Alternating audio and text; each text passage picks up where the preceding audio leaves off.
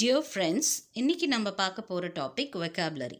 So ஒரு மொழியை கற்றுக்கிறதுக்கு நம்மளுக்கு ரொம்ப முக்கியமானது அந்த மொழியில் இருக்க வார்த்தைகளை நம்ம தெரிஞ்சுக்கணும். ஸோ வெக்காபுலரி பில்டிங் ரொம்ப இம்பார்ட்டண்ட்.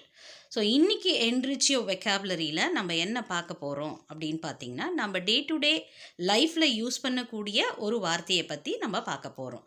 அது என்னென்னா ஏப்பம்.